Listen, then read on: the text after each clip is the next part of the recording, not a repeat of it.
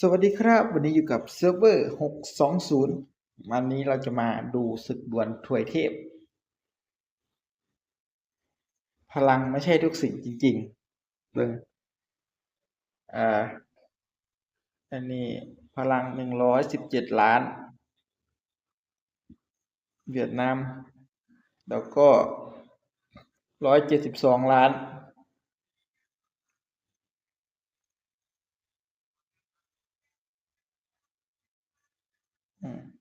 172 ล้านมาเบิ่ง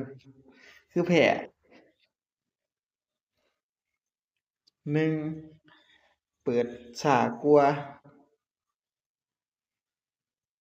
แฟดพาร์ท2แฟดพาร์ท2ซอมบี้แมนเปิดก่อนนี่สมควรที่สิเอาทะเลลึกไปแทนแฟดเบิ่งเด้อเป็นหยังคือแพ้เอาเอาทะเลลึกไปแทนแฟดแล้วก็ทีมนี้มันมีโกมันก็เพิ่มโล่ให้ได้อยู่รอบหนึ่งว่ามันรอบหนึ่งไหมไอ้รอบหนึ่งหาถึงแล้วมาเขาเปิดก่อนว่าเปิดปุ๊บเข้าไปเปิดน้ำหลังเข้าไปนี่จบเร็วอยู่เดินะแฟดนี่สมควรที่สิเอาทะเลลึกไปอย่างน้อยทะเลลึกมันพลังหลายมันสิตีแห้งกว่าอีกแล้วก็แฟดไล่โจมตี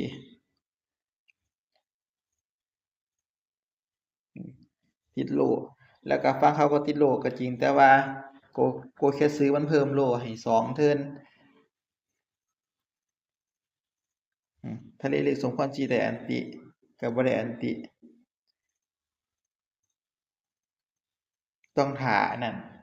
ต้องท่าไอ้ใต้ดินมาใต้ดินมานี่แจ๋วเลยเบิ่งเด้อโล่ไอ้โล่ผู้ใดสิเหี่ยก่อนกันกับคนมีโกโล่โกเหี่ยแล้วเด้บางอย่างนี่ไล่โจมตีไปบ่มีหยังนี่ระเบิดเทื่อเดียวระเบิดจากฟุบุกิตายเพราะว่า1โล่ของโกมันช่วยได้โกน่าจะเป็นโกภาค2นี่ของไอ้เวียดนามนี่น่าจะเป็นโกภาค2แล้วก็ฟุบุกิก็แรงกว่าพลัง172 ล้านก็ยังแพ้เนาะปุ๊บเข้าไปกองโอ้ยวกไปจบแพ้1โกเค็ตสึเนาะโกเค็ตสึเพราะว่าโล่มันหลายกว่าอันนั้นอยู่แล้วโกเค็ตสึแล้วก็บ่เอาทะเลลึกไปอยู่ไอ้แถวหลังกับซอมบี้แมนต้องเอาทะเลลึกเพราะว่าตอนนี้มันเป็นไอ้อิหยังก็ตัวแบกมันเป็นโกเค็ตสึบัดนี้กับฟุบุกิก็เลยแพ้แต่ตอนนี้เฮาก็แพ้คือกันตอนนี้ปุ๊บเฮ้ยวิตตี้กลับมาก่อนวิตตี้ไปเฮ็ดหยังมาเนาะไปไสแล้วเนาะไอ้หนูอันนี้5 นาทีที่แล้วโกเค็ตสึเท่าใดก็ว่าพลังบ่แม่นเฮานำแล้วบ่ตอนนี้เฮาก็สิท่าอันนี้ผู้ใดบ่ได้เบิ่งคลิปความลับไอ้สายฟรีเนาะพลังข้อยเด้งกันย้อนบ่ได้แม่นย้อนกลยุทธ์แล้วตอนนี้ย้อนอันนี้ย้อนไอ้หินรูนเนาะข้อยเอิ้นหินรูนหินรูนวิว3วิว4วิว2วิว3มีอยู่อันหนึ่งแล้วก็สิได้อัพวิว3ตอนนี้พลัง39,400,000แล้วก็ขึ้นที่10ท้ายอีกแต่ว่ามันต้องเป็นเดือนหน้าว่ะเดือนหน้ามันก็สิมีให้ซื้ออีกผ่านด่านแล้วก็ตัวละครสุดแกร่ง16,000,000พลังข้อยหลายกว่านี้เดะทะเลลึกข้อยเอาไว้ก่อนแต่ว่ามื้อนี้ยังบ่ได้เบิ่งโฆษณาอยู่เนาะมาอันนี้เราสิพามาเบิ่งอิหยังก็ ศึกด่วนเกียรติยศศึกด่วนเสียตัวนี้30 รอบปุ๊บจังหน่อยกันเสียเพชรกันโอ้คุมกันโซนลบกัดแจวแล้วนี่คุมกันโซนลบกดขามได้แล้วแต่ว่าพูดถึงเนาะมันก็170 ล้านมันก็บ่น่าแพ้เด้ที่ว่ามันแพ้ก็บ่มีโกเค็ตสึโกเค็ตสึแล้วก็บ่เอาทะเลลึกไปไว้หลังส่ำนั้นน่ะที่แพ้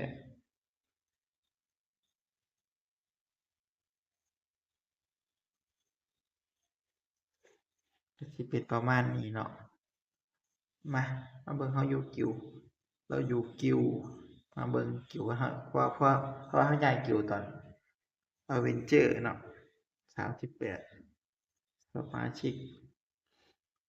คุณนัดมาแล้วโอ้44 ล้านสายคัมภีร์น่าจะสายคัมภีร์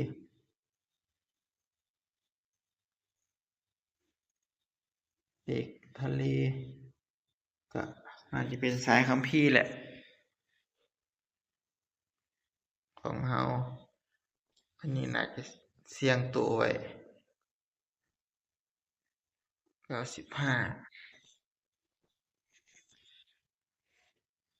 น่าสิเสิร์ฟน้ำข้อยมั้งนี่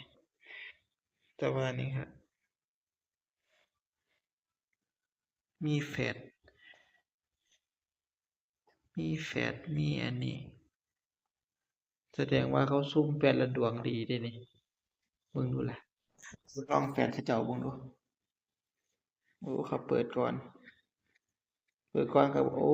นก็มีผลบัดนี้เพราะว่าไอ้โซนิกอยู่ข้างหลังโซนิกฝังสีเงาโอ้โหกูแค่ซื้อก็ยืนบ่ดีอีกมาไล่โจมตีขึ้นไปฮึบตูมเท่าใดนะมันเท่าใดมัน200หรือ 2,000น่าจะ200เนาะเลเซอร์ข้างฟึบเข้าไปชูนะเอาไล่โจมตีขึ้นมาฟึบตูม400บ่เป็นหยังชิลโซนิกฝังสีเงาโชว์เข้าไปฟึบมาเขาโจมตีมาบัดนี้ฮึบโชว์ตูมเข้าไป240 ล้านทะเลลึกข่อยก็ยังเสยต้องสังเกตทะเลลึกอย่างเดียวเลยตอนนี้ฟึบชูเข้าไปติดเลเซอร์คลั่งฟึบชิวตูมเข้าไประเบิดเพี้ยๆอ๋ออันนี้ก็แฟดเนาะมาทีค่าแล้วล่ะฟึบเข้าไปฮึบตูม300หายมาบัดนี้ตามมาอีกทะเลลึกก็ยังเสยชูโฮโลแกรมสไตร์ตูมเข้าไปชูเข้าไปมาบัดนี้โคเคสึบัดทลายพระสุธาเหยียบขึ้นไปติดกระดูกหักบ่ติดบ่เป็นหยังเสยแฟดไล่โจมตีมาฟึบฟับโชว์เข้าไปเสยโฮโลแกรมสไตร์ฟึบตูมเสยเมื่อแล้วแฟดมาบัดนี่ก็สะสมพลังจู่โจมตูมเข้าไป161ไล่โจมตีแค่นึงแฟดมันถามไล่โจมตีชูเข้าไปติดโลมาแฟดไล่โจมตีดาบแห่งแสงฟึบฟับอู้ทะเลลึกข่อยเฮ้ยมาติดโลวะทะเลลึกแฟดไล่โจมตีได้บัดนี้โชว์เข้าไปฟึบติดโลถึงสิเทิร์นหนึ่งก็ยังดีฮึบมัดเคลื่อนควายตูมบ่เป็นหยังติดโลคือกันโกเค็ดซึโอ้ตังโกเค็ดซึไอ้อิหยังก็ราชาทะเลลึกเนาะไปโฮโลแกรมสไตร์ชมปุ๊บเข้าไป โชกเข้าไปโกเคสึโชกเข้าไปปากปูปากแฟดไปละเขาเรียกเรื่องข่อยดูจัดทีมบอดีไปกดขามไปก่อนแก้มือนักรบมังกรเนาะเบิ่งจัดทีมมาตบนักรบจัดทีมตบนักรบมังกรฟึบฟึบฟึบฟึบฟึบฟึบจังสี่โอเคไปนักรบมังกรคิวเนาะนักรบมังกร